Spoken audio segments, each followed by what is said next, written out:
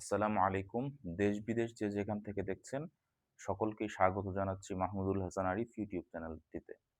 বন্ধুরা, আপনাদের সকলকেই বলছি যে আপনারা প্রত্যেকটা ভিডিও সদাকায়ে জারিয়ার নিয়তে শেয়ার করে দিবেন। প্রতি সেকেন্ডে লক্ষ কোটি নেকির দোয়া।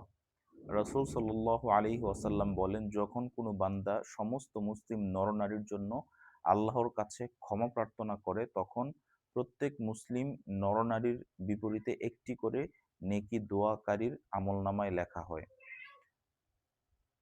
আল্লাহুম্মা গফিরলি ওয়ালিল মুমিনিনা ওয়াল মুমিনাত। হে আল্লাহ, আপনি আমাকে এবং সকল জীবিত ও মৃত মুমিন নরনারীকে ক্ষমা করে দিন। অর্থাৎ এই দোয়াটি করলে রাসূল সাল্লাল্লাহু আলাইহি ওয়াসাল্লাম বলেন, যখন কোনো বান্দা সমস্ত মুসলিম নরনারীর জন্য আল্লাহর কাছে ক্ষমা প্রার্থনা করে, তখন প্রত্যেক মুসলিম নরনারীর বিপরীতে একটি করে নেকি, অর্থাৎ আপনি যখন অপর মুসলিম ভাইয়ের জন্য ক্ষমা প্রার্থনা করবেন, তখন এটার জন্য আল্লাহ পাক আপনার আমলনামায় নেকি দিয়ে দেয়। ঠিক আছে? তো প্রিয় বন্ধুরা, বেশি, বেশি করে অপর মুসলিমের জন্য ক্ষমা প্রার্থনা করুন। এটা আপনি এভাবেও ক্ষমা প্রার্থনা করতে পারেন যে, আল্লাহ তুমি সকল মুসলিমকে ক্ষমা করে দাও, অথবা আপনি আরবিতেও বলতে পারেন আল্লাহুম্মা গফিরলি ওয়ালিল মুমিনিনা ওয়াল মুমিনাত। এটা তো একটা দোয়াই আছে, আল্লাহুম্মা গফিরলি ওয়াল মুমিনিনা ওয়াল মুমিনাত ওয়াল মুসলিমিনা ওয়াল মুসলিমাত ওয়াল আহইয়াই মিনকুম ওয়াল আমওয়াত।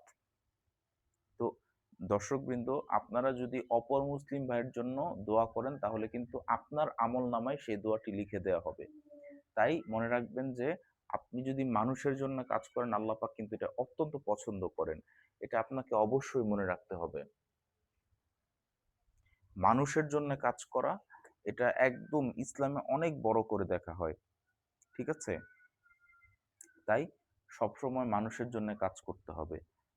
এই যে লক্ষ কোটি নেকির দোয়া, এটা কিন্তু এইটাই যে আপনি মানুষের জন্য দোয়া করবেন, আল্লাহ পাক আপনার আমলনামায় অনেক নেকি লিখে দিবে।